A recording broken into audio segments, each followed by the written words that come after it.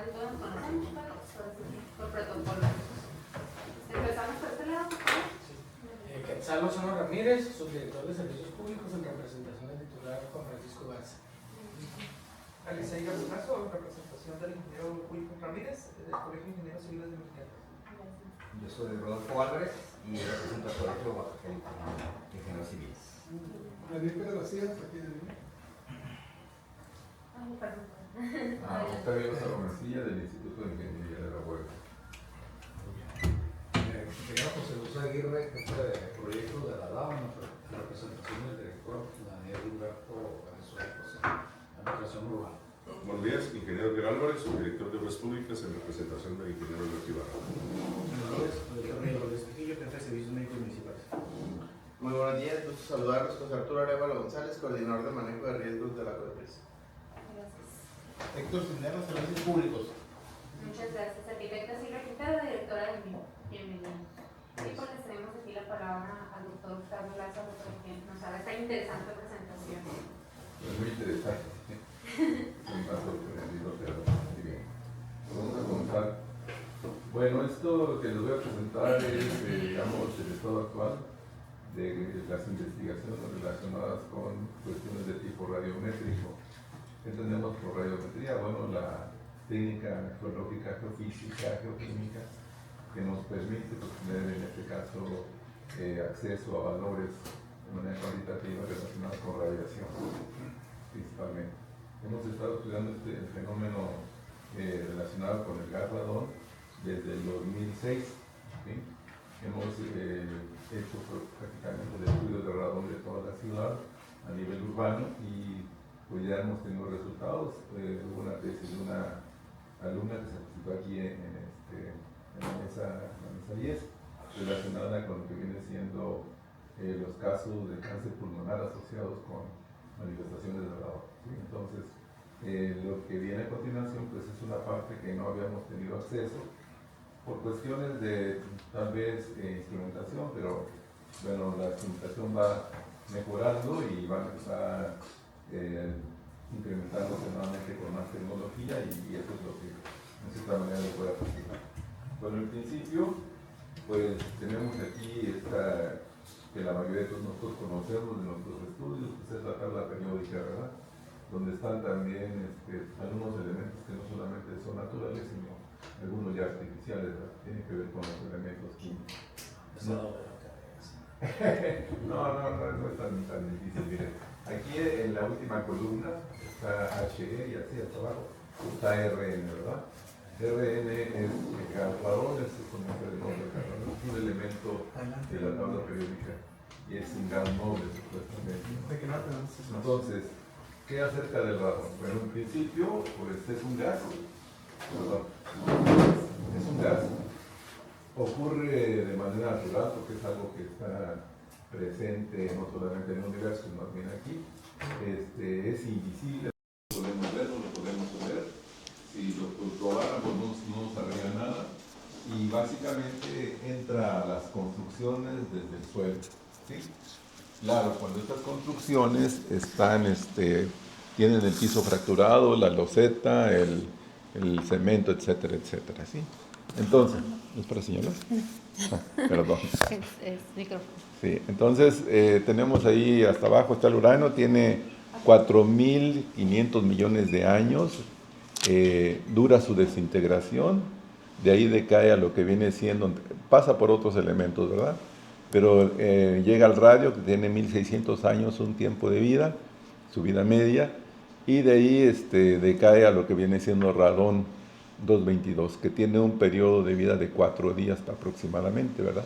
Entonces entra por el suelo hacia las construcciones. Si las construcciones tienen fisuras en el piso, grietas, es un riesgo, porque entra en este caso a las casas, ¿verdad? ¿Qué pasa? Ah, ok. ¿Se atoró? Se congeló. Ahí está. Ahí está. Bueno, esto es un dibujo muy bonito que hizo el de la empresa Solos Validar, que nos permitió pues ponerlo aquí. nos permitió los derechos, ¿no? Está muy Entonces, diferente a los que miramos.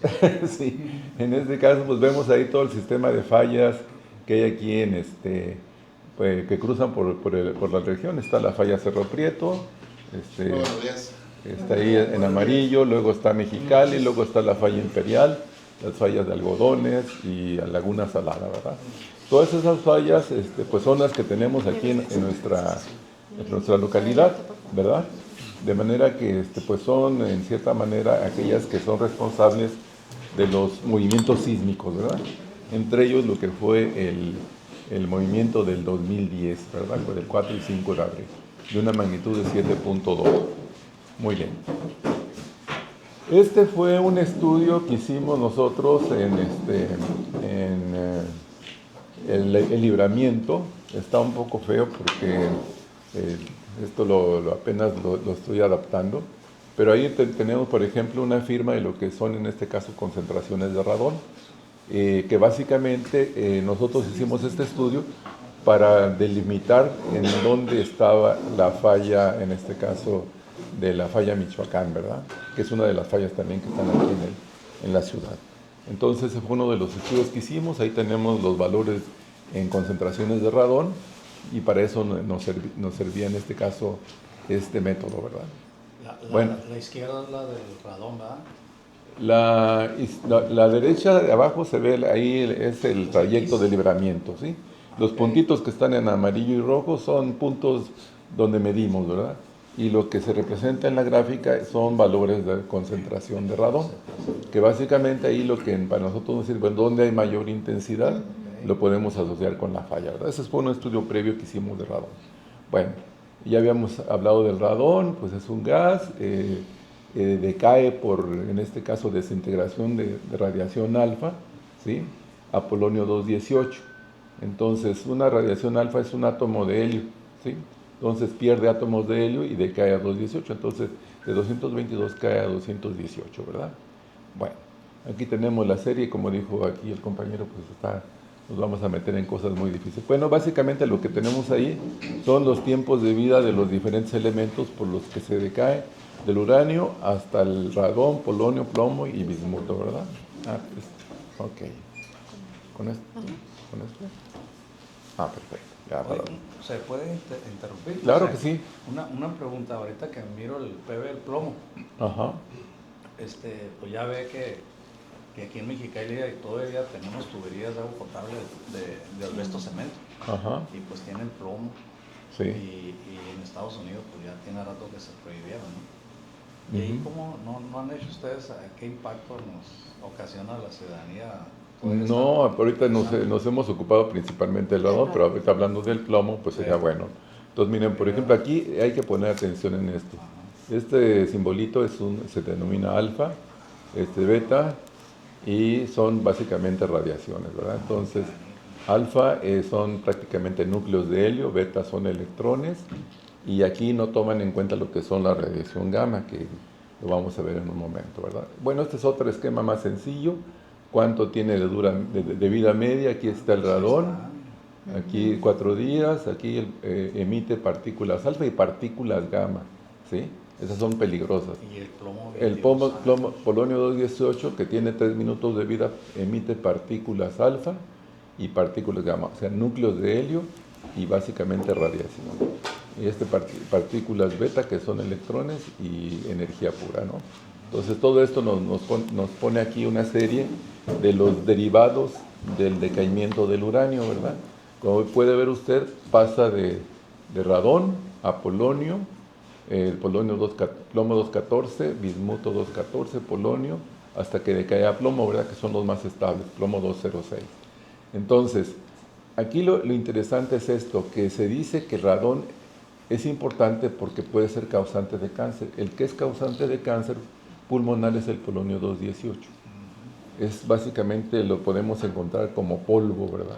Entonces, si ese polvo interactúa con el tracto respiratorio, puede producir alteraciones genéticas y por lo tanto cáncer, ¿verdad?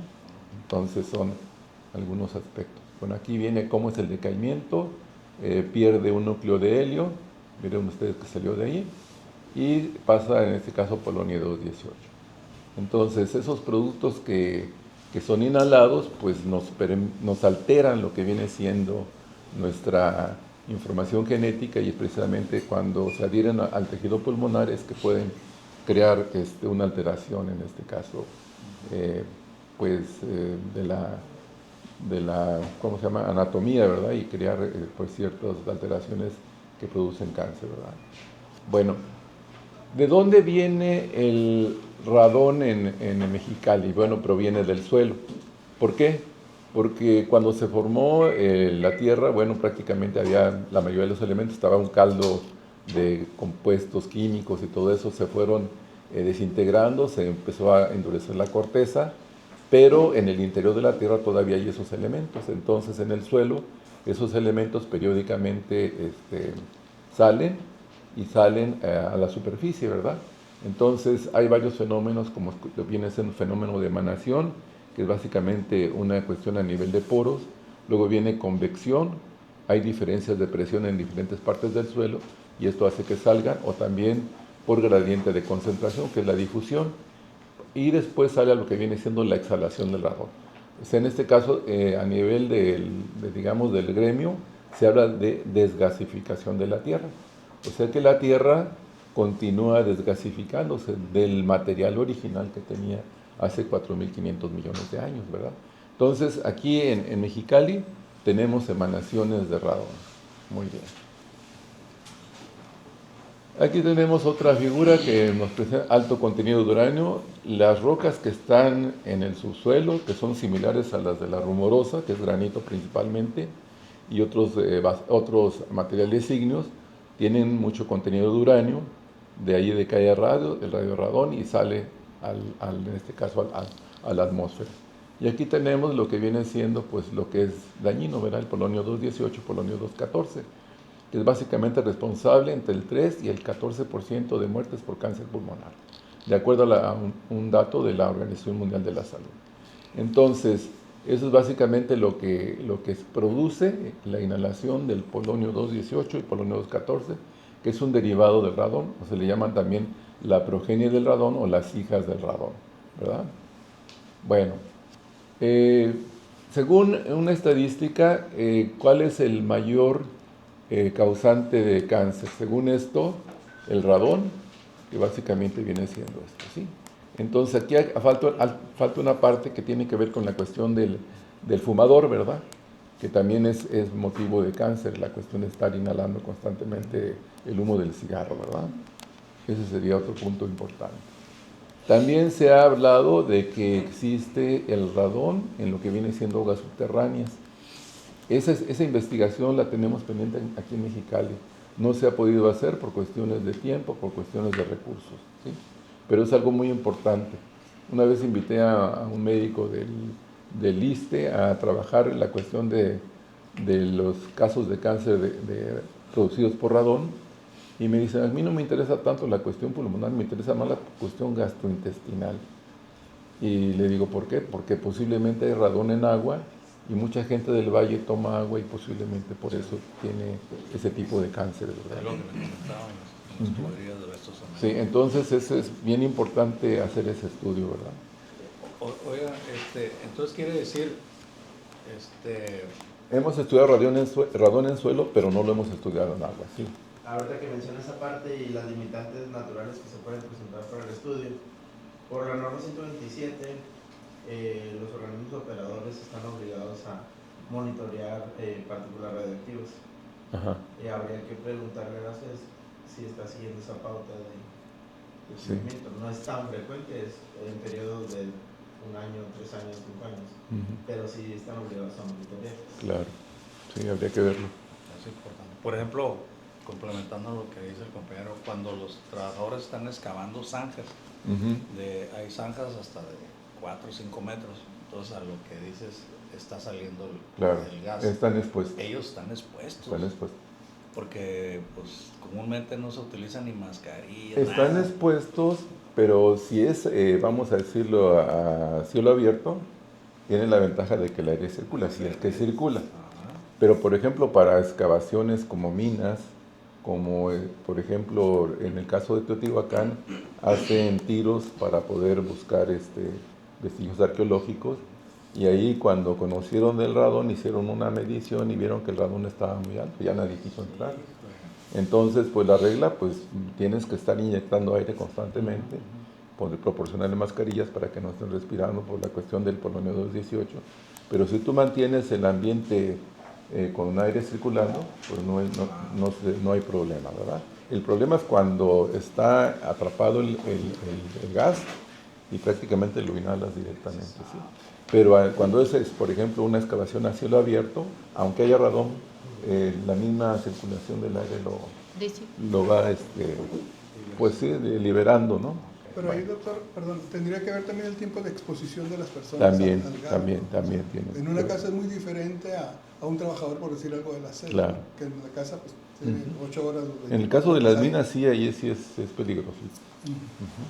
Bueno, entonces, esto es lo que me decía usted. Por ejemplo, esto se ha observado que las mayores de concentración de radón en agua se encontraron en sedimentos, en tuberías. ¿Sí? Ahí hay mucho radón. Entonces, esto lo presentó una investigadora de Estados Unidos que estaba midiendo otros contaminantes y le pregunté, ¿ustedes miden radón en agua? Dice, no nos interesa ahorita el radón en agua, estamos con otras cosas. Dice, pero pues es bien peligroso, ¿no? Entonces, se han medido hasta 370,000 becquerelios sobre metro cúbico. Eso es una cosa exageradísimamente alta. La Agencia de Protección Ambiental de Estados Unidos dice que 160 becquerelios sobre metro cúbico ya es peligroso. Entonces, imagínense una cantidad de este tipo, sale fuera de los límites permitidos, muy por encima, ¿no? Pues ya ve que en Estados Unidos pues todo el mundo toma agua a la llave, ¿no? Por eso prohibieron las tuberías estas. Y en México se sigue utilizando. Entonces, si nos bañamos... Nos bañamos, ¿sí? Tomamos agua prácticamente. Sí, entonces, pues es un tema que hay que seguir investigando. Bueno, este mapita que tenemos aquí es un mapa que construyeron en Estados Unidos sobre la cuestión de zonificación de radón a nivel intradomiciliario, ¿sí? Entonces vemos aquí las zonas en rojo son las zonas, digamos, de más alto riesgo, en amarillo son las zonas más, digamos, seguras, ¿verdad? Relativamente, ¿verdad? Y todo en base a lo que habíamos dicho, ¿no? Lo que viene siendo 148 becquerelios, pues si está mayor de eso, pues ya es un valor crítico, ¿no? Bueno. Pero si revisamos el mapa, la zona que colinda con nosotros está en amarillo. Está en amarillo, pero eso no quiere decir que puntualmente tengas presencia de radón. Y ahorita te voy a decir por qué. Aquí está la respuesta, mira. Si nosotros nos damos cuenta, aquí tenemos, esta imagen la tomé de este autor, ¿sí? Básicamente aquí tenemos esto que está en gris, es alumbre, lo que está en verde es esquisto, y lo que está en moradito es caliza amarga, ¿verdad? Entonces nos damos cuenta que en esta parte los valores de radón son muy altos, no tanto aquí, ¿verdad? La altura de la barra nos está hablando de la intensidad, ¿verdad? Entonces el componente geológico es muy importante. ¿Qué material tienes tú? Porque ese se presta más a estar liberando radón, ¿sí? Entonces, y otra cuestión que tiene que ver con esto.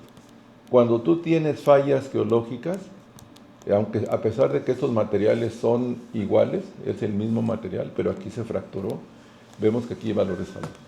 Entonces, esto se ha utilizado para buscar, utilizando radón, lo que son las fallas geológicas. Y con eso empezamos nuestras investigaciones, porque básicamente nuestra área de estudio, que tiene que ver con la sismología, empezó tratando de encontrar las fallas, pero no las encontramos porque Mexicali es plano. Entonces, cuando tembló, prácticamente empezaron a tapar todo y la misma dinámica geológica de Mexicali sella las fallas. Entonces, no las puedes ver, no sabes dónde están. Entonces, eso dio paso a decir, bueno, pues el radón es un buen método de estudio para localizar las fallas, ¿verdad? Entonces, eso es lo que hemos estado haciendo. Y aquí viene... Supongo que también puede atribuirse un error de los estadounidenses, ¿no? En el tema del mapa. No tanto, son promedios, pero los valores locales sí hay que tomar en cuenta la geología. Y qué bueno que hace la pregunta, porque dice, bueno, si tembló en Palm Springs, va a temblar aquí. No necesariamente. ¿Por qué? ¿Por qué?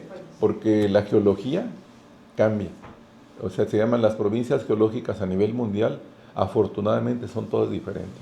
No es una geología homogénea, isotrópica, sino son diferentes. Entonces, si tembló, por ejemplo, en Palm Springs, no quiere decir que va a temblar acá. Pero pues, si tiembla aquí, no quiere decir que va a temblar allá. Entonces, esa es una situación que hasta cierto punto es ventajosa, ¿verdad? Pero hay que tomarla en cuenta. Pero las fallas no provoca que salga gas por las fallas, independientemente que sea Palm Springs. Sí. Y aquí es un punto muy importante. Por ejemplo, nosotros estamos en el sistema de fallas de San Andrés. Las principales fallas que tenemos es la falla Cerro Prieto y la falla Imperial. Entonces, como el radón es un proceso que no es repetible, o sea que si yo voy a un lugar y mido hoy, y voy mañana y dije, pues va a medir lo mismo. No, es irrepetible. O sea, ¿por qué? Porque está cambiando el flujo. Entonces, esto también se ha tomado como un indicador de que si va a temblar, aumenta el flujo de radón. ¿Sí? Entonces, por eso hay que estarlo monitoreando, ¿verdad? ¿Cuántas fallas hay aquí en Sucre, en Mexicali? En Mexicali tenemos principalmente la falla Imperial, que entra por la colonia Castro, va hasta el 43, ahí hace una curvita y se sigue. Y tenemos la falla Cerro Prieto, que supuestamente pasa desde el volcán y va hacia el sur, hacia el Golfo, ¿verdad? Aunque uno de los geólogos que estudiaron Mexicali hace mucho tiempo dice que la falla Cerro Prieto continúa hacia la zona de la frontera y va más allá, ¿verdad? Hacia la falla San Jacinto. Y hay otra falla que era la que estábamos buscando, que atraviesa la ciudad, que es la falla Michoacán, ¿sí? Que ya sabemos que existe, inclusive ya el IMIP publicó en un mapa donde está la falla. Y el investigador que hizo esto era de CFE, el geólogo Lira. Nada más que Lira hace una inferencia, o sea, dice, bueno, si esto viene aquí y lo podemos ver, pues lo más seguro es que se continúe. Pero no se había visto, dice, pues ¿dónde está? No la podemos ver. Pues vamos a hacer estudios de radón y en los estudios de radón sale tentativamente por dónde está. ¿Sí? Bueno. Doctor, ¿cómo se hace el estudio de radón? ¿Cómo se hacen las mediciones? O sea, ¿cuánto tiempo tiene que estar midiendo? ¿Con qué aparato se hace? Las mediciones son puntuales y esa es una de las desventajas, ¿no? Que son puntuales y se requiere de un aparato especial, ¿verdad? Un aparato que se llama monitor de concentración de radón. Básicamente consiste en hacer un agujero en el suelo, 60, 70 centímetros, conectar el detector y esperar un tiempo, ¿verdad? En lo que se succiona el gas por el aparatito mismo, entra una cámara, ahí en esa cámara mide la concentración de radón y nos arroja un resultado, ¿verdad? Lo que hacemos después, vamos a gabinete, ahí juntamos los puntos que medimos, decimos estos valores son así y podemos construir un mapa, ¿verdad? ¿Cuál es el tiempo ideal que se tiene que dejar para la medición? 1 hora más o menos. 1 hora por cada punto. 1 hora por cada punto, ¿sí? Entonces, vamos a continuar. Bueno, es lo que viene siendo la clasificación de las rocas. Están clasificadas como plutónicas, intrusivas, extrusivas, y ahí tenemos pues varios tipos de roca. Por ejemplo, el granito está dentro de las rocas plutónicas, es que está hasta abajo, déjenme señalarlo. Que está aquí, corresponde a las rocas plutónicas, todas estas son plutónicas, ¿verdad?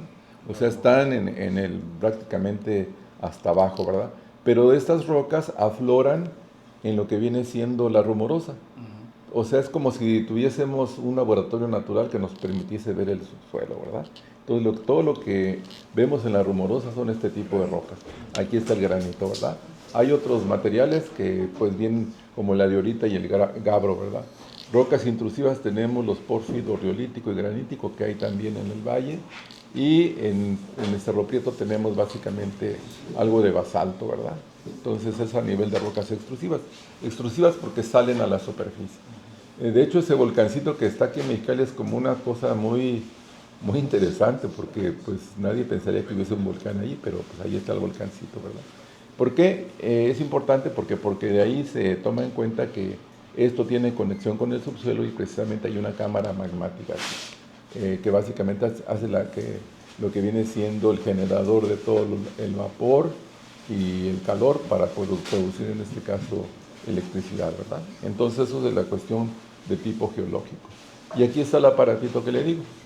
¿Sí? Este aparatito lo que tiene es que este es el nivel del suelo, lo encajamos aquí, es como una aguja, tiene aquí una válvula y aquí tiene un medidor, esto pasa por un desecador, porque aquí hay una bombita, que es esta, que está succionando, ¿verdad? Pero así como succiona el gas, también succiona humedad, y entonces tiene que pasar por digamos, un elemento que se llama drierita, que deseca en este caso el gas, y ya el gas libre de humedad pasa por aquí, y aquí tenemos un detector. Ese detector permite, pues mediante cierto proceso de decaimiento, arrojar una lectura, ¿verdad? Después de que ya se utilizó el gas, agarra y sale, ¿sí? Entonces, cómo funciona un monitor de radón. Bueno, aquí está el aparato, ¿sí? Ya es un poco más a detalle. Lo produce esa compañía, Dorich Company. De hecho, ahorita acaban de sacar una nueva versión, ¿sí? Que es muy importante, ¿sí? Porque actualiza todo y nos permite hacer mediciones más fácilmente. Y bueno, esa es la parte de detalle de la cámara de medición, ¿sí? No voy a entrar ahí en detalle porque... Y bueno, aquí algo relacionado con las unidades de medición para medir radón. En principio es el becquerelio, que es una desintegración por segundo. Está también lo que se llama el picocurio, que es 2.22 desintegraciones por minuto. Y las concentraciones se miden ya sea picocurio sobre litro o en becquerelio sobre litro o metro cúbico, ¿verdad?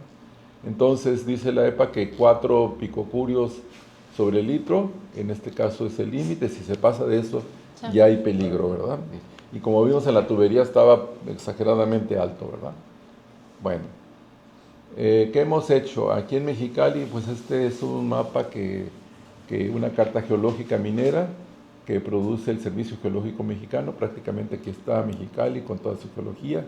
Aquí está, en este caso, la Laguna Salada, la Sierra Cucapá. Aquí hicieron varios perfiles, que son los que están acá abajito, ¿sí? Y como vemos, pues hay material ígneo en el subsuelo. Ese material ígneo es la causa, en este caso, de la producción de radón, por la cuestión de que tiene los elementos, en este caso, como vimos, de rocas intrusivas, y que tiene allí prácticamente radón que se ha venido desintegrando. Uranio que se ha venido desintegrando. La pregunta es, ¿todavía hay uranio? Sí, sí hay uranio. ¿Qué tanto? No sabemos, ¿verdad? Pero como se ha venido, ¿hay radio? Sí hay radio. ¿Qué tanto? No lo podemos medir todavía a nivel, digamos, general. ¿Hay radón? Sí hay bastante radón. Entonces, ¿Litio? ¿Litio? Posiblemente haya litio. Bueno, aquí tenemos un detalle de esos cortes que hizo el Servicio Geológico. Aquí tenemos diferentes fallas, estas sí las lograron estudiar ellos. Ya no quiere... acá está. Las fallas, Laguna Salada, falla Pescadores, falla Cucapá, la falla Cerro Prieto, ¿sí? Y vean todo esto que está en rojo moradito, son rocas ígneas. Gran cantidad de uranio o radón o radio todavía existe ahí.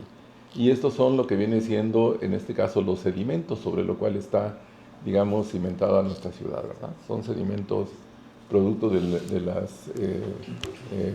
¿cómo se llaman estas? Cargas del río Colorado. ¿Ahí dónde estaría la falla Michoacán que mencionó la falla Michoacán estaría por acá. Por acá, por acá. Sí, más para acá.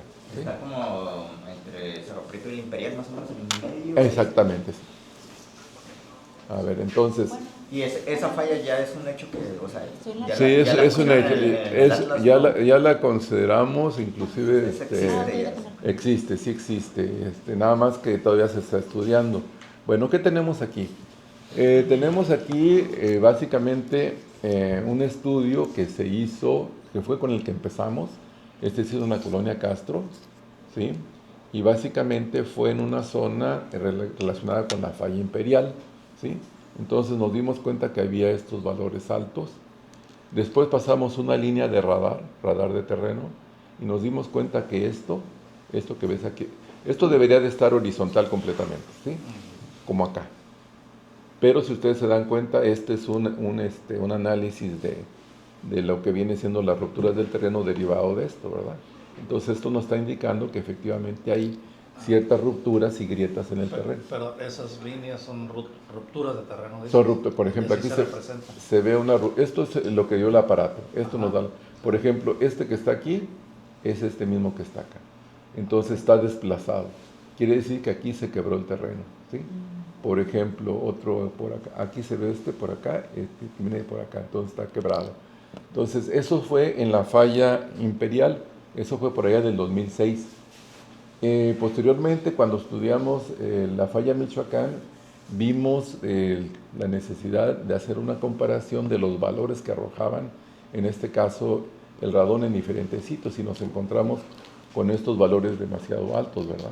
Estos relacionados con la falla Michoacán, porque no sabíamos dónde estaba. Entonces lo que hicimos fue, tómate entre esta calle y esta otra y empieza a medir.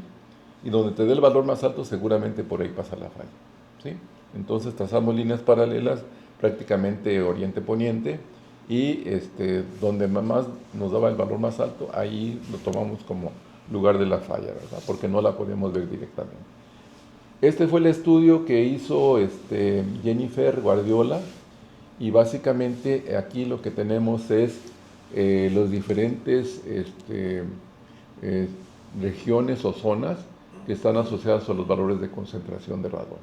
Bueno, en principio, pues ella definió 6 zonas, ¿sí? La zona 1, ¿sí? La zona 2, la zona 3, la 4, la 5 y la 6. Y déjate ver, que, bueno, aquí no se ve muy bien por la cuestión del proyector, pero aquí el verde es lo más bajo y aquí el rosita blanco es lo más alto. Entonces, si nos damos cuenta en esta parte, que es donde está mayor rosa, por aquí está la tendencia de la falla Michoacán.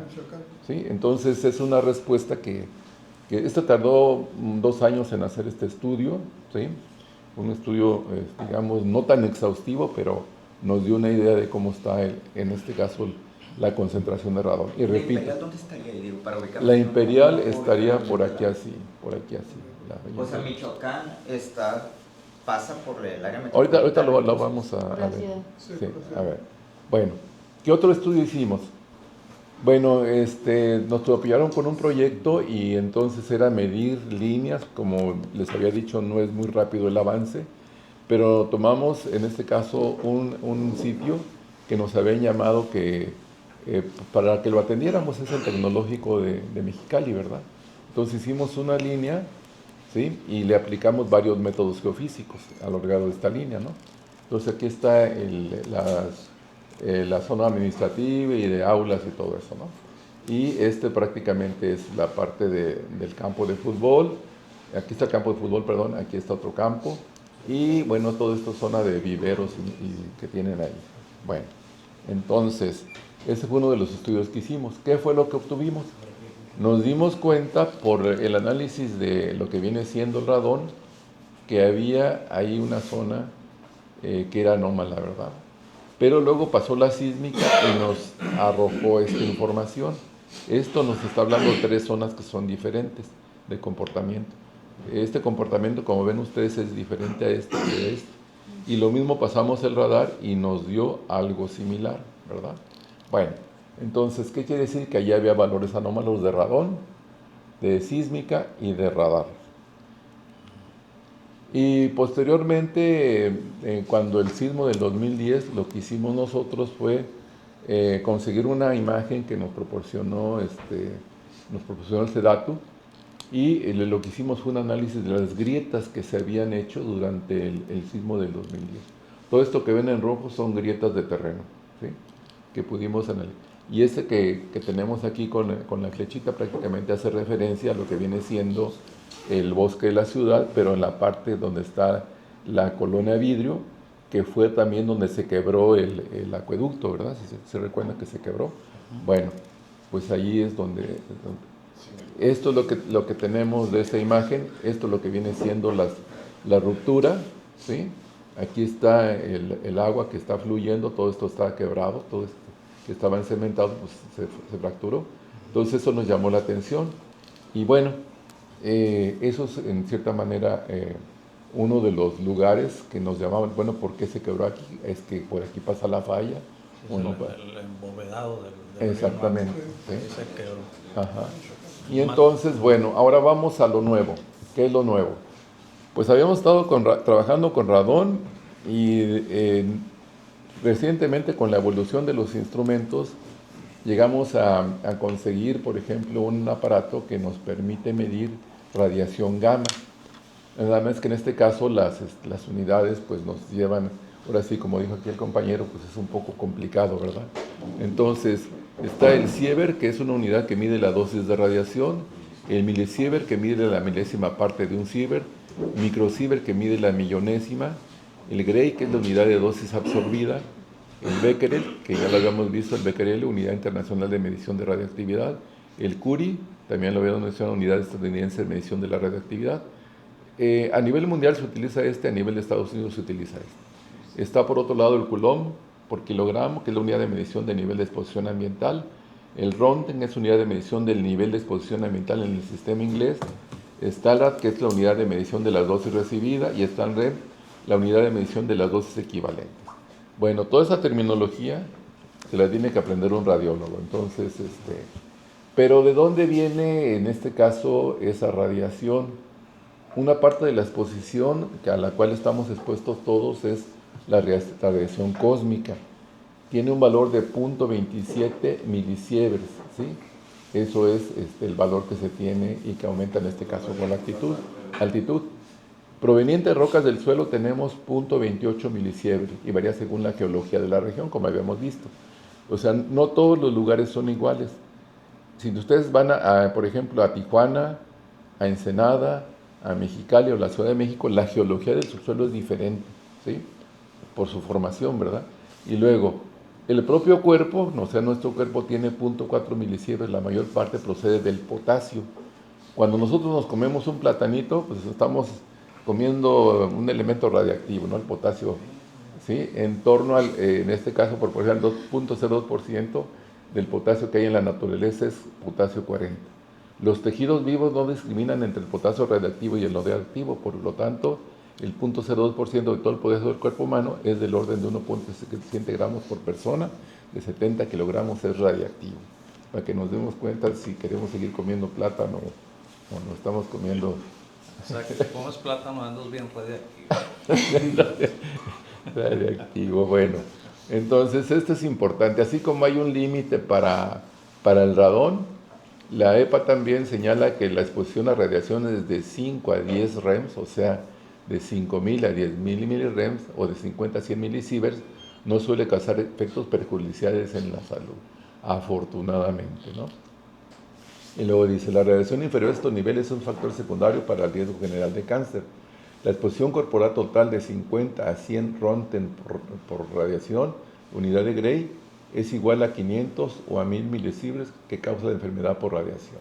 Por lo tanto, la exposición corporal total de 400 Röntgen sobre rad o 4 Gray produce enfermedad por radiación y muerte en la mitad de los individuos que están expuestos. El cristalino del ojo es uno de los tejidos más sensibles a la radiación. Bueno, eso es, digamos, información que hay que tener en cuenta. Ahí el tiempo de exposición está considerado, es que no tengo muy bien las unidades. El tiempo de exposición se considera ya en otros estudios, pero eso es meterse a todo un tema, ¿no? Apenas nosotros estamos... Porque, por ejemplo, ahí puso de manera muy puntual, ¿no? Como los límites, sí. Pero ¿cómo afecta la exposición? Los límites, digamos que es una exposición, si tú la mides, dices, ah, caray, esto es alto. Tú sabes si vas a permanecer ahí o no permanece, ¿sí? Entonces, puede ser que una zona esté en cierta manera emanando, ¿sí? O recibiendo radiación de fondo, porque aquí hay algo que compete a la geología, pero aparte viene también del espacio, ¿sí? Entonces se suman en este caso. Y bueno, aquí tenemos que, digamos, que monitorearlo. Bueno, este es uno de los nuevos, de la nueva tecnología que tenemos, que se llama el mapeo de radiación, en donde la función del mapeo de radiación, en este caso de los radiocódigos, genera una pista codificada por colores que refleja los niveles de radiación. Los tonos de rojo significan niveles más altos, el amarillo indica niveles moderados y el azul y el verde muestran niveles bajos. Bueno, aquí tenemos la escala Aquí está la escala del morado hasta el rojo, ¿verdad? Y tenemos aquí, si nosotros los vemos, ahí están en microrontgens por hora y en ciclos por segundo o impulsos por segundo, ¿sí? Vamos a meternos un poco más. ¿Qué es esto? Me quedé pensando en la pregunta del compañero. El dispositivo, el RAD, para medir cuál es su fuente de energía. Es detector. Pero, o sea, en lo que viene siendo cuestiones de radiación, hay lo que se llaman emisores, o sea, las fuentes de radiación, ¿sí? Por ejemplo, el Sol es una fuente de radiación electromagnética, ¿sí? No, yo me refiero al aparato, sí. dispositivo. ¿Cómo, ¿Cómo funciona una batería, sí, electricidad? ahorita le respondo. Y por otro, esa sería la fuente o el emisor, ¿verdad? En este caso la roca podría ser un emisor o algo que venga del espacio. Pero por otro lado están los detectores. Entre los detectores están, por ejemplo, los detectores de centelleo, que le llaman. Y lo que se llaman, en este caso, las cápsulas, tubos fotomultiplicadores, ¿sí? Entonces, en especial, este dispositivo radiocódigo utiliza lo que viene siendo esas ampollas que básicamente detectan la radiación, ¿sí? Porque tienen un sensor que reacciona a lo que viene siendo los impulsos. O sea, es algo que va registrando. Lo han logrado calibrar a que pueda medir cuantitativamente qué cantidad de radiación se está recibiendo, ¿sí? Sí, pero ¿cómo funciona? ¿Tiene una batería? Sí, tiene una batería. Tiene una batería. Una batería puede, una batería normal o recargable, ¿sí? Es más, mire, para que se dé una idea de la tecnología que es, eso es básicamente casi como esto. Por aquí lo traigo, mire. No me la han preparado. Estaba monitoreando. Esta cosita que está aquí, ¿sí? Y con esto podemos tener esta información. Por ejemplo, eso que ven ustedes ahí, es un reconocimiento exploratorio para ver cómo está Mexicali. En este caso, ¿se acuerdan que les había yo dicho que habíamos estudiado el libramiento con radón? Bueno, pues el día de ayer me fui todo lo que es el libramiento, desde acá, desde más allá del Ejido Puebla, hasta por acá donde está el Centinela, ¿verdad? Y me llamó la atención que en esta zona, que a pesar de que tiene un puente, me da un valor muy alto. Pero entonces lo asocié y dije, pues por aquí pasa la falla Michoacán. ¿Sí? Entonces dije, qué interesante. ¿Se acuerdan que habíamos hecho ese estudio con radón? Pues ese fue un estudio con rayos gamma, ese es un detector de rayos gamma. ¿Sí? Si quiere verlo para que lo cheque. Bueno, nomás como complementos que le comentaba, es que nosotros anteriormente tuvimos unos dispositivos que funcionaban con la pastilla nuclear, radiación nuclear, y la pregunta que hacía el compañero era de que al utilizar los aparatos, al momento de activarlos, todos nos retirábamos, se perdía 3-4 metros, precisamente para no estar expuestos, porque eso era lo principal que nos dieron los cursos, porque si no podíamos obtener la radiación. No, es inocuo. Sí, no.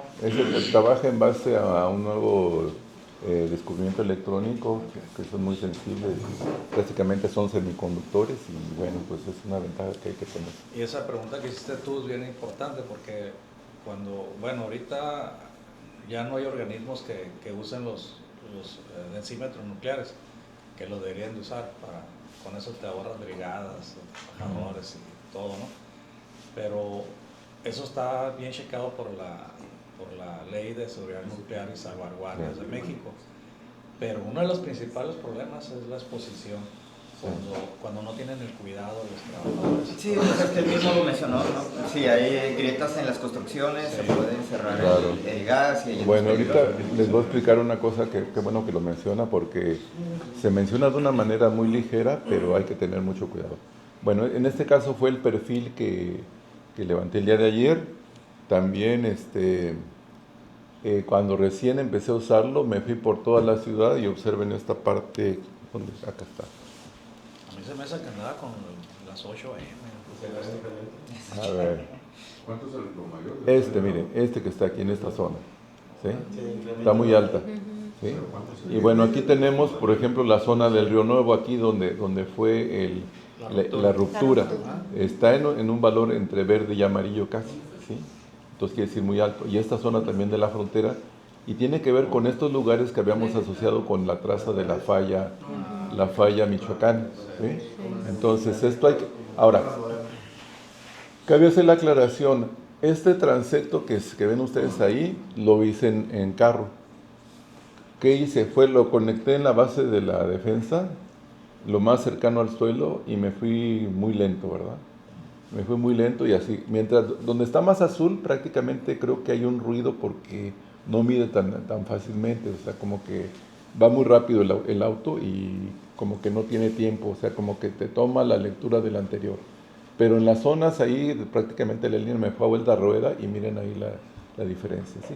Y lo mismo ahí donde está el rojo. Esa es parte de la ciudad. Bueno, ¿qué otro? ¿Hay alguna altura en la que se pierda? Digo, porque si es un mapeo, ¿por qué no agarras recomienda que lo pongas, si lo vas a hacer en un transecto caminando, que te lo pongas aquí en la bota o en el zapato. Así hice, por ejemplo, este estudio. ¿Se recuerdan que habíamos visto lo de radón en el Instituto Tecnológico Mexicali? Bueno, el otro día me fui, hice el recorrido. ¿Sí? Hice el recorrido, aquí está la cancha de fútbol y miren, aquí está la zona donde estaba la falla. ¿Se dan cuenta? No sirvió. Entonces, ¿qué quiere decir? Que este método es mucho más rápido y nos puede ayudar a ver los lugares donde hay fallas, pero también me llamó la atención de que el valor está muy alto. Y aunque está en microronten por hora, y en este caso los impulsos por segundo, pues son bastante altos a diferencia de acá. Por ejemplo, aquí tenemos 6 microronten en el azul y tenemos 6.11 impulsos, aquí 6.43. Se dan cuenta, son valores casi cercanos, pero los puede discriminar el aparato. Entonces, ¿para qué nos sirve este? Pues para buscar zonas donde posiblemente haya falla y posiblemente zonas que puedan ser peligrosas para la estancia de personas. ¿Sí? Va a ser como un mapeo general y después hacer... Exactamente. ¿Y ese punto rojo está relacionado con la falla esta Michoacán? Sí, se recuerdan que déjenme ir un poco más para atrás. ¿No lo han intentado hacer con un dron? Que pueda ser un... Eso es lo que estaba pensando. Tal vez eso es lo que sigue, pero apenas yo tengo apenas un mes con ese aparatito y pues he estado aprendiendo a usarlo. Cuando vi la respuesta que daba dije, ¡ay, Dios mío!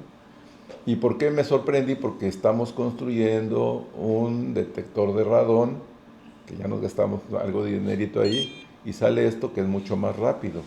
Entonces, pero bueno, así es la tecnología, ¿verdad?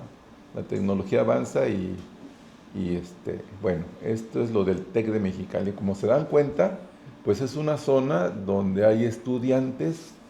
Cuando entregamos el reporte de radón al director, le hicimos la observación que deberían de tener seguridad en los pisos para que no hubiese grietas, porque como los alumnos permanecen ahí, pues están expuestos a lo que viene siendo la nacional.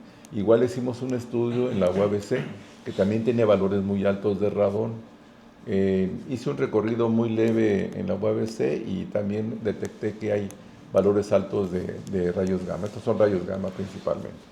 Entonces hay que tener cuidado porque el rayo, aunque son cantidades muy pequeñitas, las podemos discriminar, pero también nos permite, digamos, que ubicar sitios que pudiesen ser más riesgosos. Ahora, ¿se recuerdan que les había dicho que para el caso del radón teníamos que tener la loseta, el piso de cemento, sin grietas, ¿verdad? Todo resanado.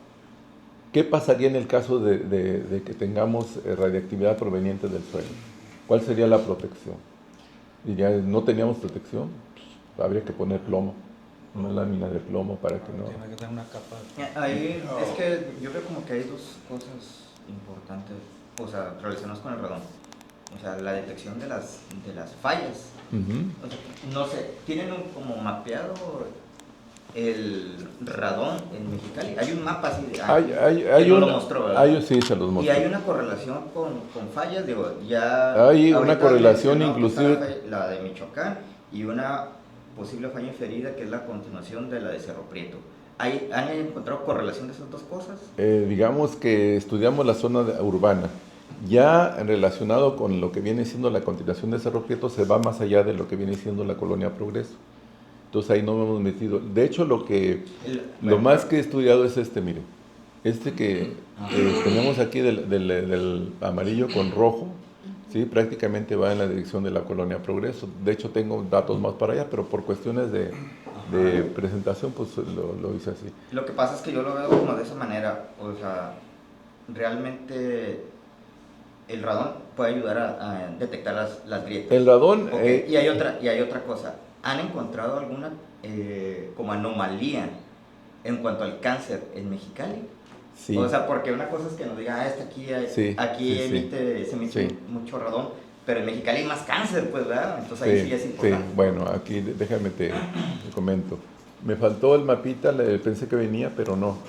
En este mapa hay lo que viene siendo la superposición de los casos de cáncer pulmonar entre el 2000 y el 2010. Y la mayoría de los casos de cáncer se pueden sobreponer a lo que son las zonas de más alto valor de radón. Pero yo me refiero, por ejemplo, en cuanto a la totalidad de casos de cáncer que hay en Mexicali. Bueno, en este caso fue el intervalo de 2000 a 2010, porque eran los datos que tenía. Ajá. Sí. O sea, estamos arriba del promedio, arriba de la desviación estándar. Sí. Entonces, una de las cosas que seguiría, por ejemplo, este es un mapa que tiene valores de un tiempo, ¿verdad? Ahora, si lo levantamos ahorita de nuevo, nos va a dar diferente, ¿sí? ¿Qué quiere decir? Quiere decir que como es un proceso que nos da mediciones no repetitivas, ¿sí? Lo más seguro es que esté cambiando. Es como el mapa del tiempo, ¿sí? Ahorita está así, ahorita está así. En este caso el radón es igual, el gas es un gas, ¿verdad? Que se va liberando conforme los movimientos que va teniendo el terreno. Cuando va a haber un terremoto, sobre todo en las fallas, aumenta el valor de radón. Entonces, una de las ideas que tenemos es tener estaciones de radón para monitorear su comportamiento. Lo que pasa es que, o sea, el hecho de que haya una falla en el área metropolitana es algo bastante serio, pues, ¿verdad? Muy serio. Es algo muy serio que yo creo que opacaría a los problemas que pueda generar por cáncer el propio radón. Por eso le preguntaba, o sea, ¿realmente en Mexicali estamos arriba del promedio, muy arriba del promedio de lo que deberíamos esperar de este tipo de cáncer relacionados con el radón? Pues es digamos una zona que tiene varios casos de cáncer y que se han contabilizado. Tenemos 10 años solamente de información. Y digamos que del 2010 al 2025, pues debe de haber más casos de cáncer. Ahora, el gran problema que se tuvo y que no consideró esta estudiante fue que no discriminó si el cáncer era debido a que era fumador o si no había fumado. Pero sí se enteró de que había casos de, es que la persona no fuma y le dio cáncer pulmonar. ¿Por qué le dio cáncer pulmonar? Pues puede haber sido por esto. Es compleja la información que usted comenta porque los sistemas epidemiológicos no están hechos, se van modificando conforme las evidencias nos van dando pauta y posiblemente para ese periodo de tiempo no existe el registro. Ahorita estoy hablando en frío, pero podríamos invitar a los compañeros de epidemiología a que nos hicieran una referencia de la tasa de incidencia también, la tasa de incidencia o de prevalencia de cáncer. Pero por ejemplo, ¿no es información que se produzca en el INEGI algo así? O sea... No. Bueno, el INEGI toma datos fríos y toma datos de población, promedios y generales, pero esa información puntual va a estar en el área de epidemiología. De hecho, yo me atrevo a decir que dentro de los comentarios que están haciendo ahorita, sería importante revisar bajo las condiciones de cada colonia, por ejemplo, de la incidencia de cáncer de colon, de cáncer de pulmón, porque radiación no solamente tiene que ver con cáncer de pulmón, también puede ser cáncer de colon, cáncer de hueso, cáncer de todos los tipos de cáncer que pueden manejar por radiación. Entonces, es que yo lo quiero ver de esa manera como bien simplista, así, en cualquier ciudad del mundo existe cáncer, ¿no? Así. Entonces, ¿cuál es el promedio de los casos de cáncer que hay aquí en cualquier ciudad Y Mexicali, ¿dónde está? Está muy arriba de ese promedio, o sea, Ajá. realmente hay una correlación de la Como un valor absoluto. de la sismología de aquí de la región con el hecho Sí, de que a eso, nosotros- bueno, es una cuestión que no nos hemos podido meter porque no somos médicos, pero precisamente queríamos hacer un proyecto Ajá. en donde trabajaban los médicos, pero no nos lo apoyaron, ¿verdad? Es que Ese es fue. como realmente lo trascendente, ¿no? O sea, Claro. y, es Y, del, por ejemplo- del otro lado, pues lo de la grieta de Michoacán es algo Sí. extraordinario realmente, porque una magnitud pequeñita, pero en el área metropolitana es muy Claro, riesgosa. claro. Pues. Sí, bueno, hay un caso en Checoslovaquia que es digamos, un proyecto nacional, porque la mayoría de las rocas geológicas de ese lugar en Checoslovaquia son radiactivas, la mayoría. Entonces la gente se enfermaba de cáncer, hasta dijeron, pues ¿qué es lo que está pasando? Ya cuando hicieron estudios, es que tenemos radiación, la gente está exponiéndose constantemente. Entonces no tenían instrumentos, los alquilaban o los compraban muy caros, entonces tomaron como un proyecto nacional, construir sus propios instrumentos, hacer sus propios levantamientos, monitorearlo, y así pudieron resolver el problema. Entonces es uno de los lugares más monitoreados del mundo, sí, precisamente por esa problemática. Bueno, vamos a sí. Buenos días. Dicen que la ciencia se hizo para servir al ser humano y no al revés, porque este asunto de monitoreo del radón, por ejemplo en la colonia Burócratas, ahí me tocó incluso participar con ustedes, sí, cuando se hicieron los primeros monitoreos, teníamos una obra y aprovechamos las excavaciones para hacer algunos monitoreos.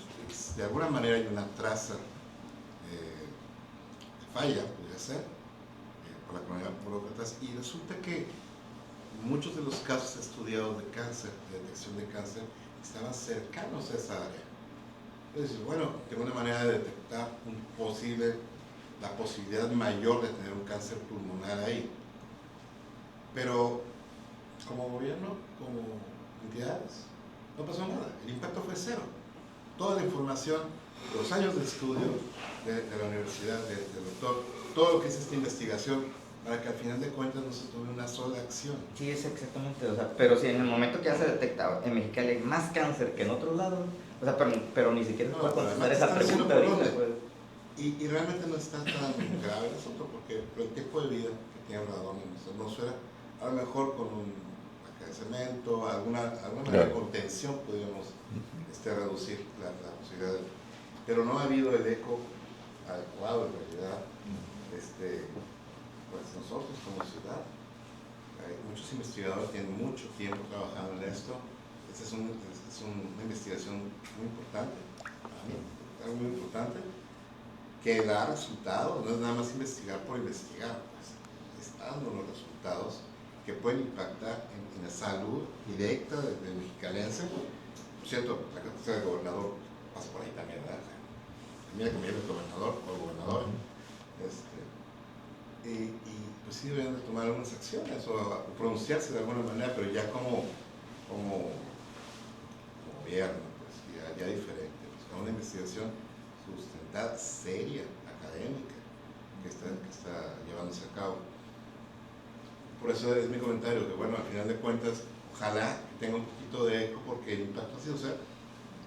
Ese es un trabajo muy importante, como usted dice, una investigación seria, y yo no conocía de ese tipo de estudios que los estuvieran haciendo, entonces abre la puerta para dar continuidad con el área médica, y van a ver si pueden ellos venir en una subsecuente sesión y enlazar esta presentación con una orientación que ellos nos den referente a la tasa de incidencia y la posible atribución. Sí, si no existe aquí un dato del riesgo atribuible, porque a lo mejor no lo va a haber, sí ver qué ocurre en otras zonas donde se han hecho estudios similares y se correlaciona con esto. O con la data que hay mapear, porque claro, realmente... Así es. Y empezar a hacer pues ese tipo de pronunciamientos, ¿no? Bueno, entre las cuestiones que tenemos de problemática es que los equipos, algunos son muy costosos, hasta $1 millón de pesos cada equipo. Logramos encontrar otros que valían la quinta parte, pero la cuestión aquí es que tienen que estarse calibrando constantemente. Entonces dijimos, pues no tenemos fondos para hacer calibraciones, pues vamos a construir uno. Entonces, metimos este proyecto, lo aprobaron, no tenemos recursos, son recursos propios. Y aquí básicamente lo que son las actividades que estamos haciendo termina en este semestre, ¿sí? Ya tenemos el monitor. Como ustedes han oído actualmente con esto de los aranceles, tuvimos que comprar el detector, el puro detector. ¿Y qué fue lo que hicimos nosotros? Bueno, añadirle la cuestión del software para control del mismo, ¿sí? Porque es algo que tiene su tecnología y pues prácticamente nos dimos cuenta de que no estábamos en la capacidad de producir esa tecnología, ¿sí? Bueno, este es algo de lo que se puede ver con este aparatito. Tenemos aquí el espectrograma, ¿sí? Nos da las contribuciones de cada uno de los posibles elementos que hay. Por ejemplo, este pico que tenemos aquí,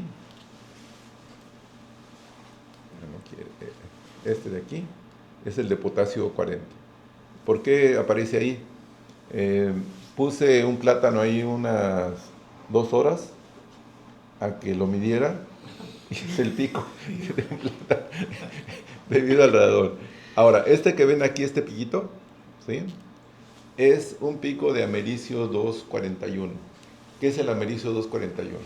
Es un elemento radiactivo, ¿sí? Lo producen artificialmente, pero no solamente produce partículas alfa, que son las que permiten detectar el humo, y entonces crean una alerta cuando sensan el humo, empiezan a sonar, ¿verdad? Son alarmas de humo. Pero resulta que les dicen, no, es que nada más detecta por radiación alfa. Entonces medimos y nos dio este pico. También produce radiación gamma, es una fuente de radiación gamma. Y nosotros con la cuestión de que lo estábamos manejando así, tranquilamente traíamos la pastita.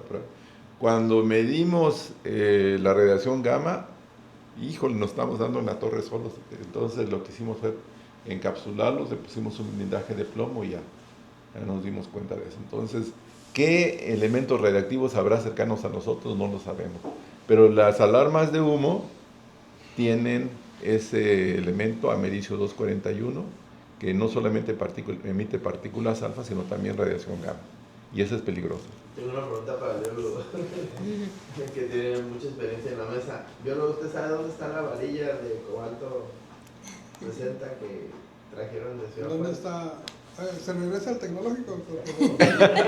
Sí, me regreso al tecnológico. Yo te digo dónde está.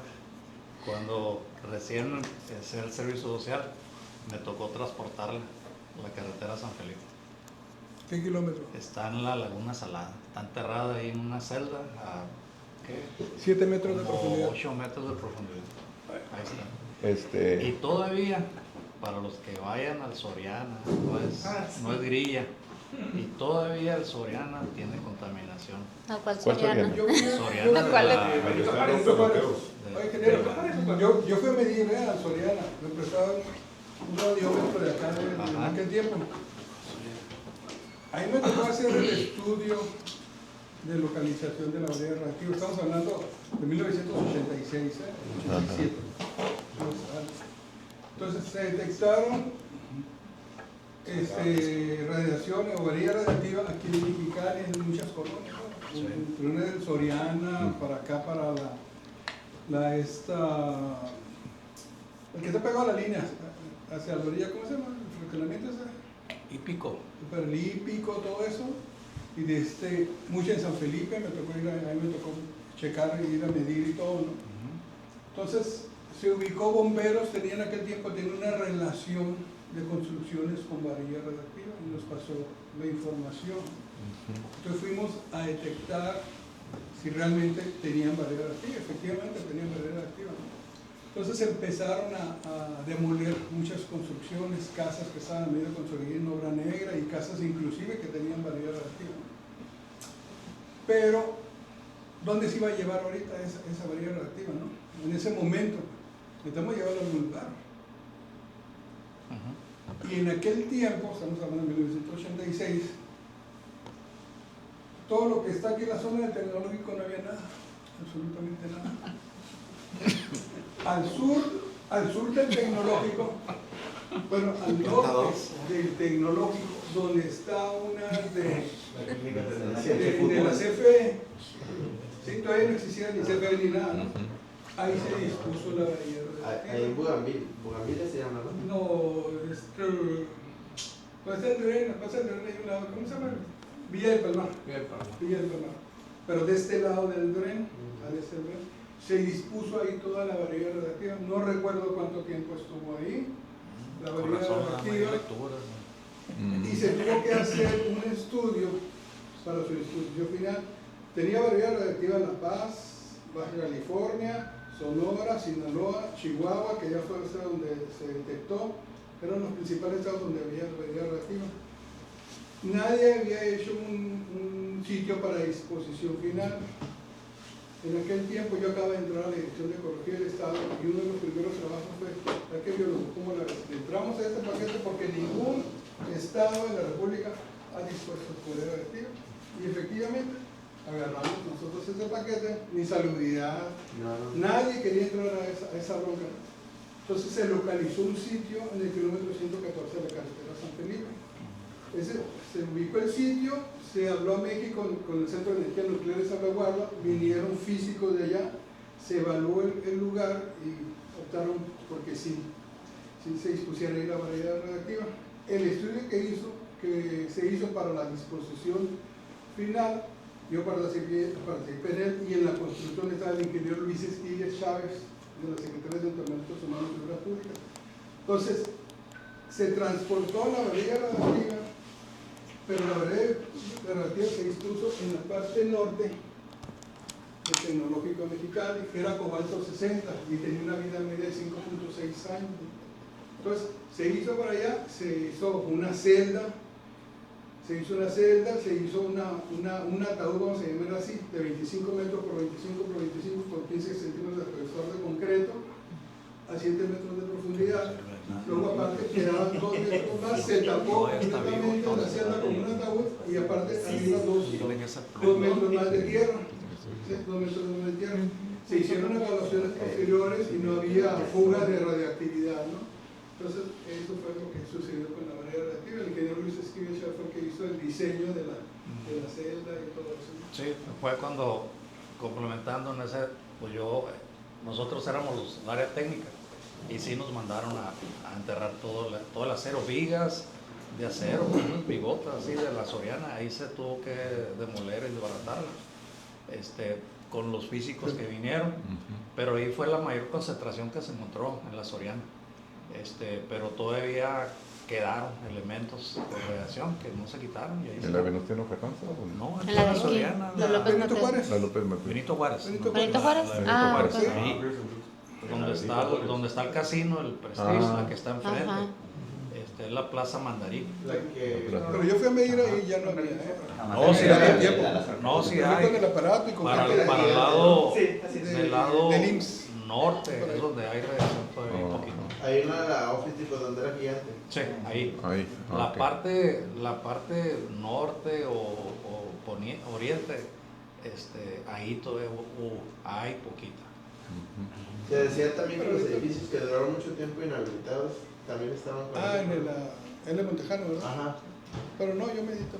Y lo que comenta el biólogo, en San Felipe también, que en si unos está hoteles de San enterrado Felipe. aquí algo de varillas, pues le hayan echado concreto, le hayan echado, eso no sirve. No, pero ahí tiene que ser plomo. Ingeniero, todo eso de ahí se levantó y se llevó al kilómetro 114. Ajá, sí. O sea, no existe ya. No, Bueno, ya todo también se levantó de eso de ahí. Sí, todo se levantó. Olvídate. Ah, bueno. Sí, todo se levantó, no se quedó nada ahí. De hecho, allá en la celda, allá en la salada, ya no se construyó nada, porque como es pura arena, todo se venía y era rápido echar los camiones, se aventaba todo el abril. Bueno. Hombre, ya de 3 kilómetros mirábamos de ver. Entonces, dale. Para quienes no tienen ese antecedente, en el 85, en una chatarrera de Ciudad Juárez.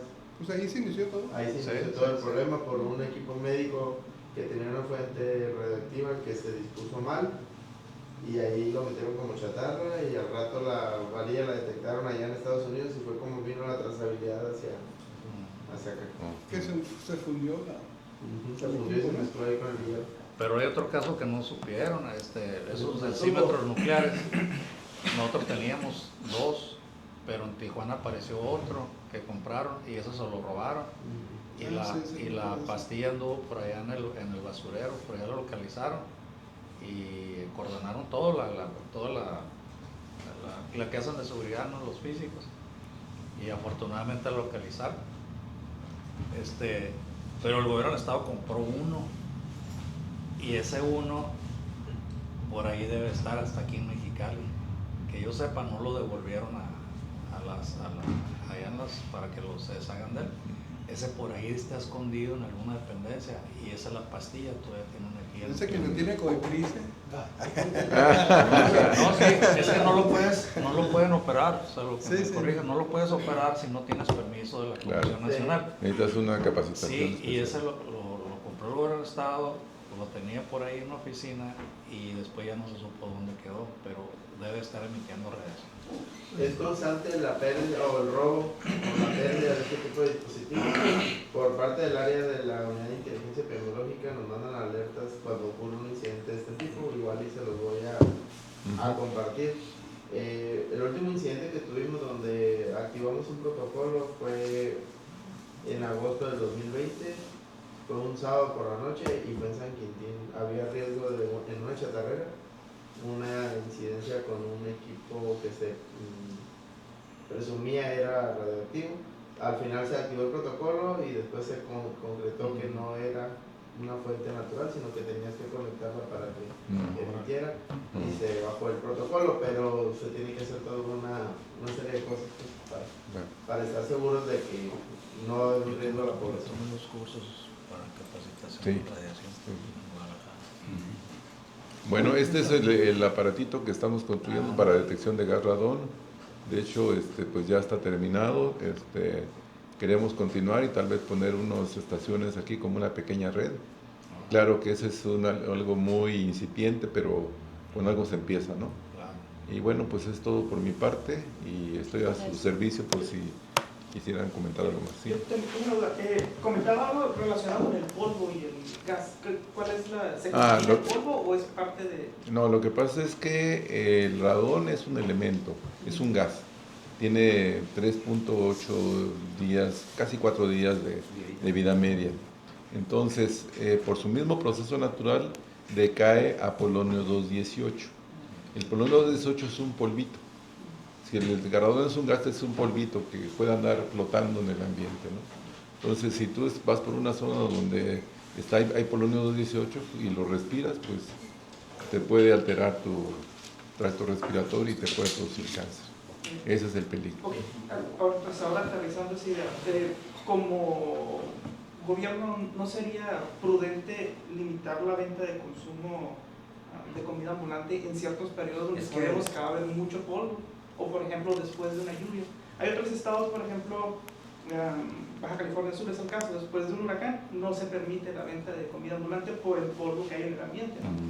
Entonces podríamos hacer una medida como... Pero es que no hay ni siquiera ahorita, no se sabe si hay un problema de salud pública generado por Sería bueno, gas, pues, sería fíjate que qué bueno que lo mencionas, porque después, por ejemplo, de esto con los vientos y las tolvaneras, sería bueno tomar una muestra y analizarla con el equipo de... bueno, los equipos trabajan, no detectan radón directamente, lo detectan a través del polonio 218. Porque si lo hicieran por radón, tendrías que tener el gas almacenado 4 días para que supieras el valor. Entonces, como la vida media, en este caso, del polonio 18 es de 3-4 minutos, eso lo puedes detectar en 15 minutos. ¿Sí? Pero sí habría que adaptar el equipo para poder hacerlo. Pero sería una buena idea. Eso que comenta el compañero, pues es una recomendación que se hace, realmente ha fallado, ha sido mínima, pero es un riesgo biológico el principal problema manifiesto porque se contamina todo de heces fecales, de muchas cosas en el polvo, ¿no? Entonces, después de una lluvia, que salen los borbotones de agua de los drenajes, después de una tolvanera, pues riesgo biológico por virus, bacterias y parásitos es más inmediato el riesgo en la población que no dudo que también pueda ser por cuestiones radiológicas. Sí, porque si ya sabemos que está el gas, sabemos que se pasa polvo, sabemos que hay polvo en el gas y sabemos que hay cáncer, Pues yo creo que antes que el estudio, a la par, podría implementarse la medida.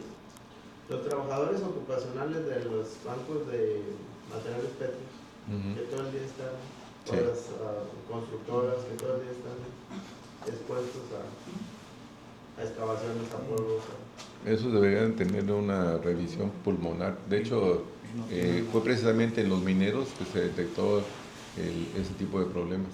Ahí por ahí empezó el estudio. Y ahora, otra segunda sería, ok, si ya sabemos que está el gas, ¿no deberíamos tener como medidas en cuanto a, ya sea la revisión por parte de Protección Civil o incluso en el reglamento de construcción en el cual exijan una ventilación más allá de lo que marque cualquier reglamento en cualquier sótano? Sí, ventilar las áreas que están, sobre todo, como el caso de los sótanos o áreas que están como bodegas que siempre han estado cerradas o están cerradas, ¿verdad?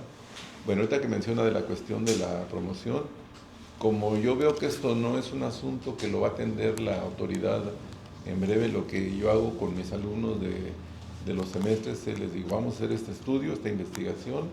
¿Qué implica?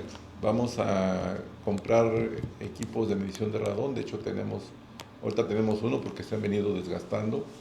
Y lo que hemos hecho es de que cada quien se lleva el equipo a su casa, mide, y al final de cuentas construimos un mapita de cómo está la distribución en cada casa, ¿verdad?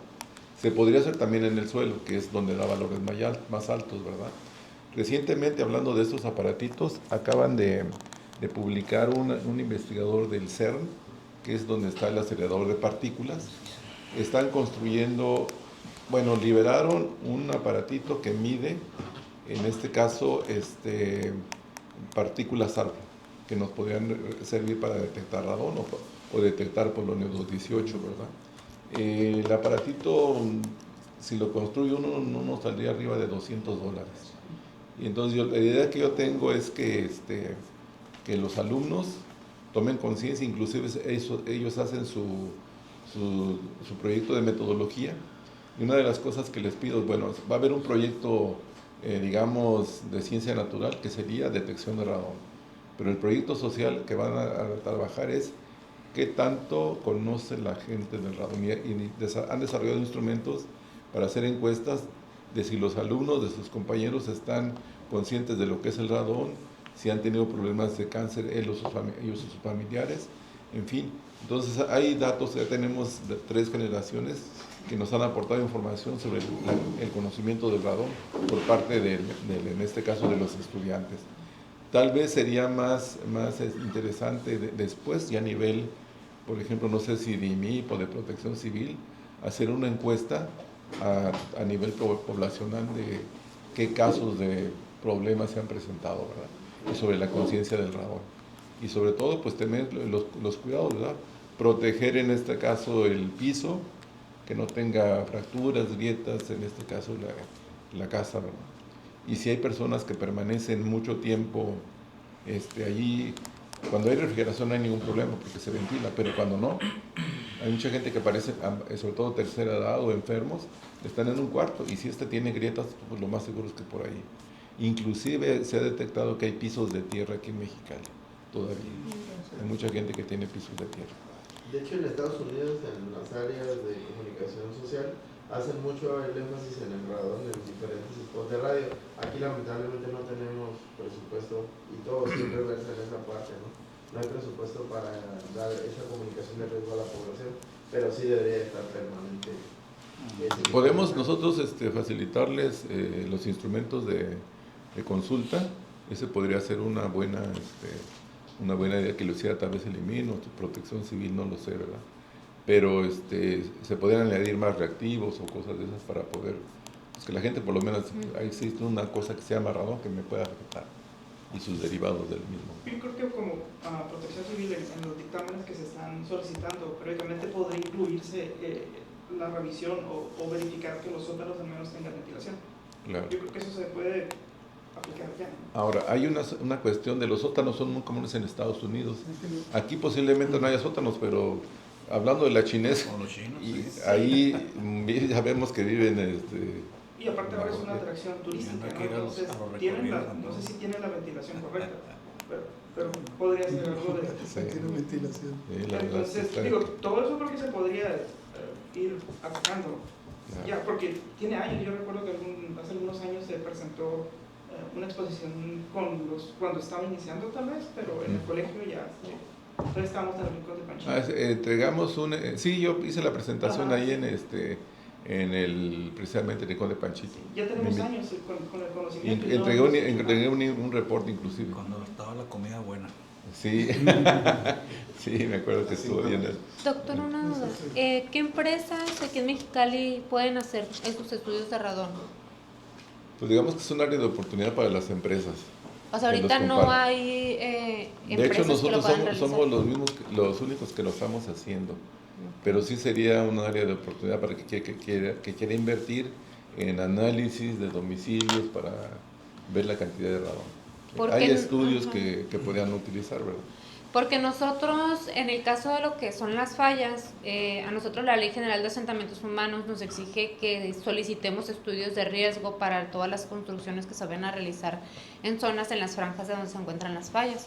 Eso ya lo traemos también en el nuevo PDUCP que está en proceso de publicación, pero con este conocimiento del tema de lo del radón, nosotros podríamos incluir que ese estudio considere el análisis de las mediciones del radón, pero pues necesitaríamos también decirles a dónde vayan para que les hagan ese estudio. Sí, entonces ahorita sería únicamente con ustedes. De hecho el arquitecto que estuvo anteriormente, ¿cómo se llama?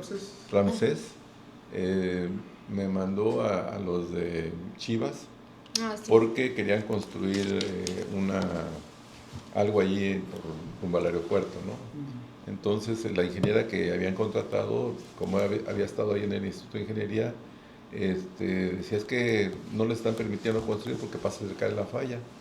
Entonces quieren saber si efectivamente por ahí pasa la falla. Le digo, pues lo único que te puedo yo ofrecer es que hacer el análisis de radón y ver qué tanto está en esa zona, y si está muy alto, pues quiere decir que ahí está la falla. Y nos fuimos al campo y medimos, y efectivamente ahí pasaba la falla. Altos valores de radón. Ahorita vi que la falla que pasa por Michoacán. No. Le voy a mostrar las fallas, ya las pueden consultar ustedes en el portal del Geovisor. O sea, ya las nuevas que... Okay. Ajá. Esa pasa por Villa de Palmar. Esa pasa por la calle Claridad. Entonces estamos hablando que pasa por donde está el tanque, no sé dónde termina. Hay un tanque de almacenamiento por parte de la CESCO. Todo eso no afecta a lo que estamos, porque esa planta es la que distribuye la mayor cantidad de agua a toda la ciudad. Me queda claro que el radón, cuando está en el aire, dura 3-4 días, pero en el agua, es lo que usted comentaba, que no hay un estudio todavía en eso. De hecho, aquí me apoyó el ingeniero para hacer un estudio, pero como nos ponen a competir con los mismos grupos de la universidad para ver quién tiene acceso a los recursos, pues no fuimos favorecidos. Y entonces, pero hay pendiente un estudio de lo que viene siendo el estudio del agua, tanto en los cuerpos de agua como en lo que viene siendo el suministro, ¿verdad? Okay. Voy a eso, ¿no?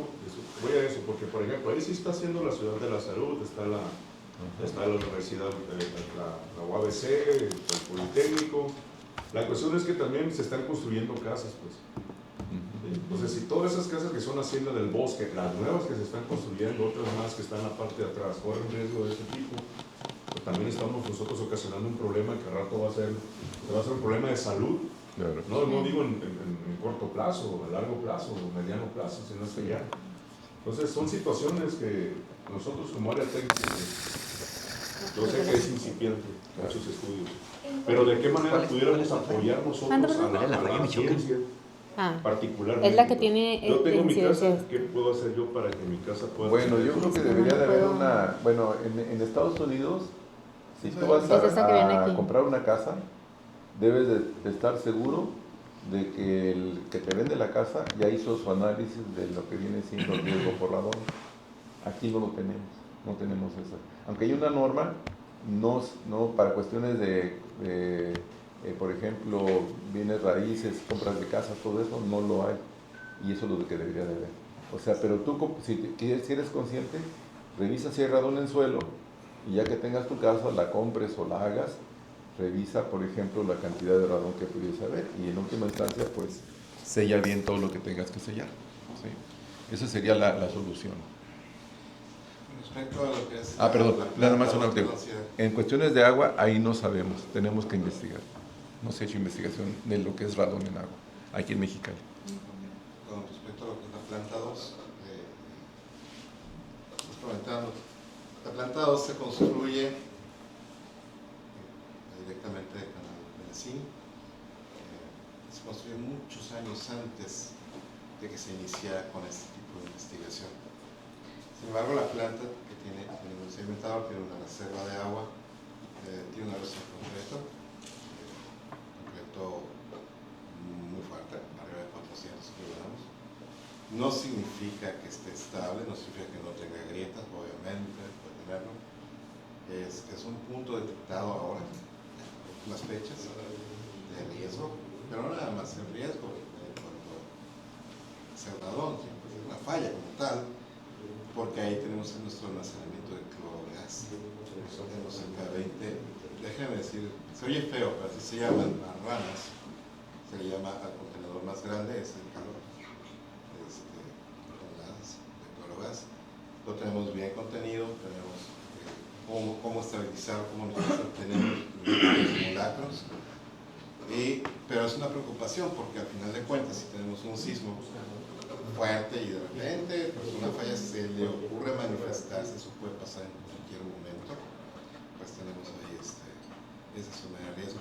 En cuanto al radón, consideramos que cuando menos en el cuerpo de agua que tenemos aquí de reserva está contenido, pero el Benací y todo lo que son los cuerpos de agua, hubo una investigación, yo recuerdo, fue hace un par de años, en la cual no pudimos participar, se nos acabó el tiempo.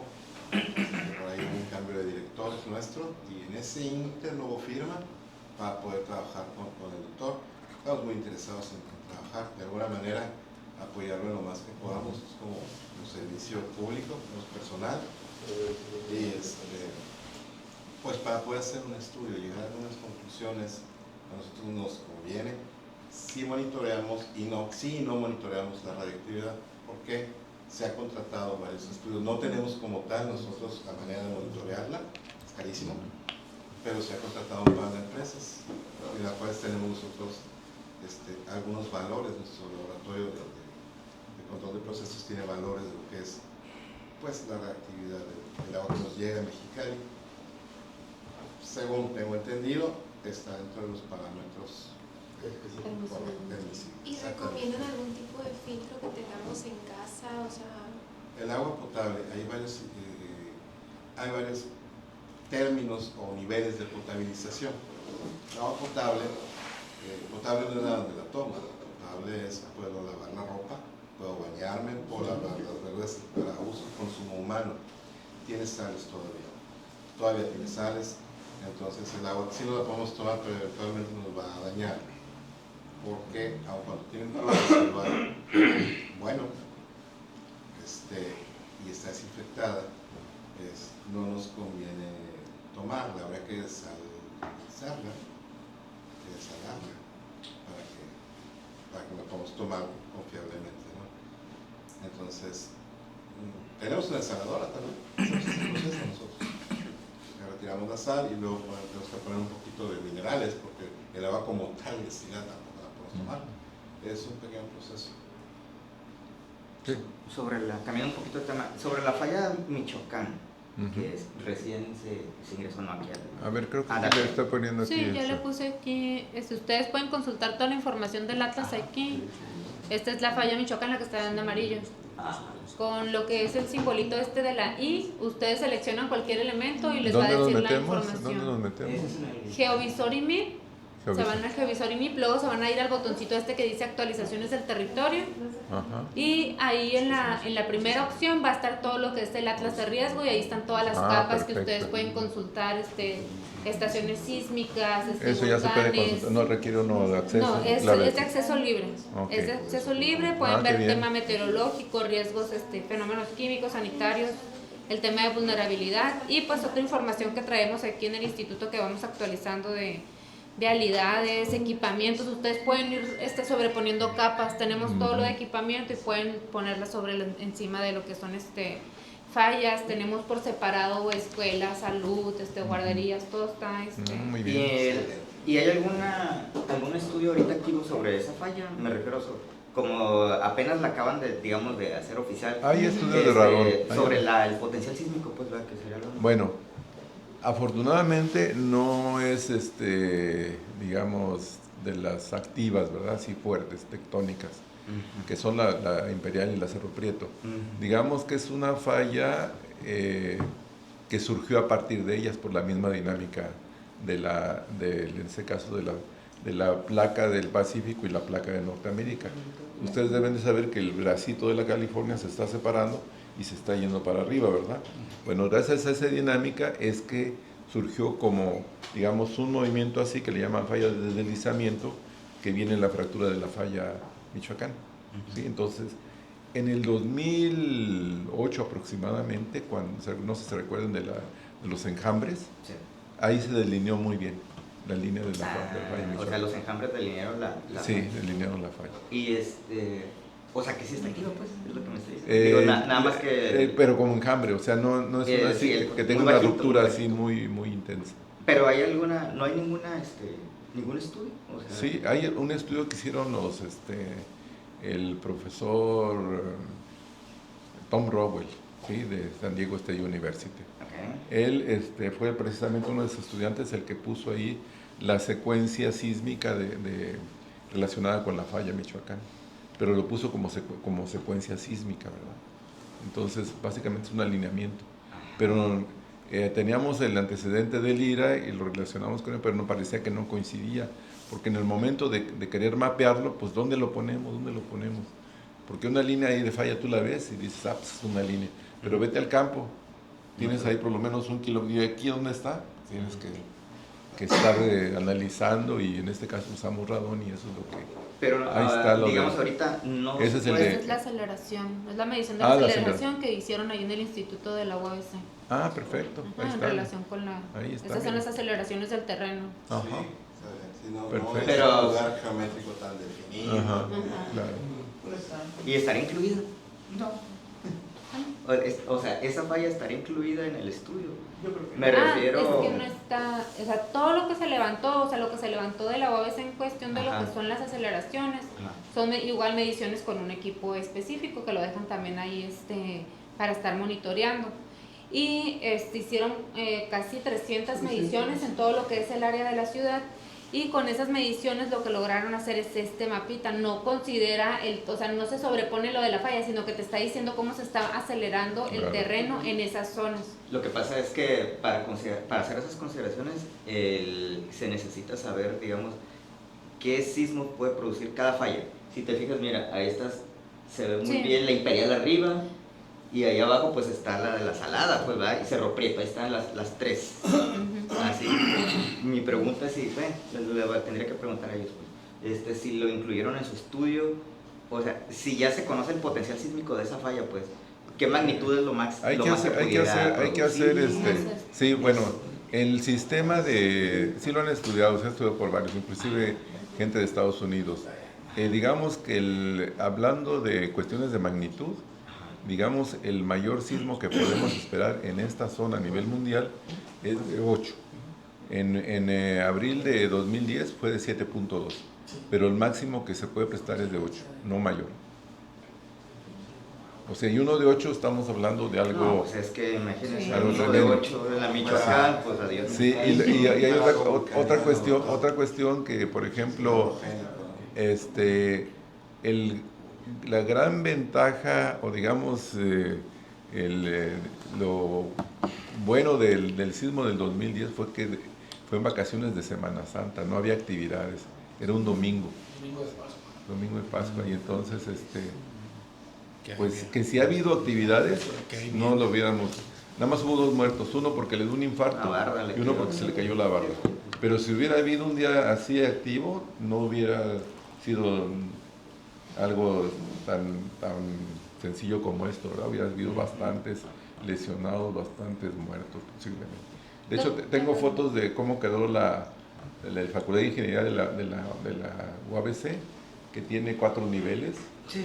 Sí, estuvo tremendo. Por ahí tengo esas fotos también. Doctor, el estudio que nos comentaba hace rato que no lo pudieron financiar, ¿de qué costo era? Pues básicamente era un proyecto de alrededor de 200,000 pesos, que es lo que te proporciona la universidad, y básicamente consistía en medir... Pero con eso se podía, o sea, ¿se podrían lograr los alcances que digamos ustedes que pretenden? sí, se podría hacer mediciones, básicamente era estudiar radón en los cuerpos de agua, principalmente los canales y las lagunas, en este caso Laguna México, Laguna Xochimilco, y otros que hay por ahí, por el Bosque de la Ciudad también, habría que revisar todo eso, ¿no? Y básicamente los canales Reforma, Independencia y Revolución. Y no comentó, a lo mejor yo me confundí, no comentó sobre un estudio Y también, de relación y también la cuestión de cuestión revisar los lugares en el valle donde reciben el agua. O sea, sería también, incluiría revisar qué tanto radón pudiese tener el agua que viene del suministro de la red pública. San Morelos, sí, todo eso. todo lo que es nuestra fuente de gas. Sobre todo las subterráneas, ¿no? También. Y ese es otro caso. Pero bueno. Es un estudio pendiente, un estudio pendiente. Bueno, siempre se oye muy barato. Sí, es nada más para darse una idea, exploratorio. Los Tigres del Norte, son millones. Y para estudios científicos que realmente nos aportan, no tenemos presupuesto, como que hay que meternos un plan de mercadotecnia donde podamos vender también. Bueno, ahorita nada más como paréntesis, les quiero comentar, todos los semestres hacemos un proyecto con los alumnos. Tenía pensado continuar con los de radón este semestre, pero ya se avanzó un poco el semestre y no hemos empezado el proyecto. Pero tengo conocimiento de que recientemente acaban de salir unos aparatitos que miden formaldehídos, miden partículas PM2.5, PM10, miden CO2, miden varios componentes del aire, ¿verdad? Y lo que vamos a hacer en este semestre es que cada quien compre uno, cuestan como 500 pesos, y hacer una observación y reportarla. Porque últimamente, si ustedes se han dado cuenta, están reportando de que hay, digamos, problemas con la cuestión de la contaminación, ¿sí? Que no haga uno deporte, que no sé qué, porque precisamente los niveles de estos componentes pues están bastante altos, ¿verdad? Entonces, crear una red sí, de hecho ahorita pues con los estudiantes, ¿cómo está tu casa? ¿Qué tan contaminada está? Por formaldehídos, por partículas PM10, 2.5, etcétera, etcétera. Y bueno, eso es parte del cuidarse y cuidarlos a ellos también. Muchas gracias, doctor. No sé si alguien tiene alguna otra duda o comentario, no, para ya pasar al cierre de la sesión. Pues les agradezco mucho su asistencia, le agradecemos mucho al doctor por la presentación, que la verdad está muy interesante, y pues salen muchos estudios aquí que necesitamos hacer para todavía investigar más sobre la situación de riesgo en la que nos encontramos en Mexicali. Aquí por parte del instituto le vamos a dar un reconocimiento al doctor por su invaluable participación en la ponencia sobre estudios radiométricos en la zona urbana de Mexicali y su posible impacto en la población. Muchas gracias, doctor.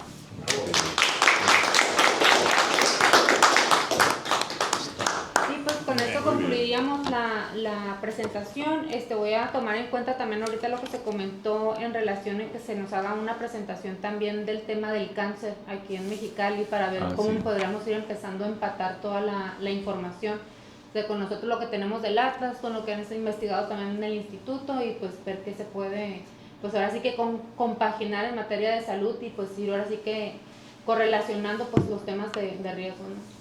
Muchas gracias a todos, me quedo yo con esa tarea. Les mandamos, no sé si les podemos compartir la presentación, doctor. Claro que sí. Se los podemos mandar a su correo. Si me la manda, le pongo la parte de casos de cáncer pulmonar y se la regreso a más tardar el viernes. ¿Sí? Sí, te lo agradezco. Para que tengan ustedes conocimiento. Muchas gracias. Sí, Muchas gracias a todos. A partir del viernes ya es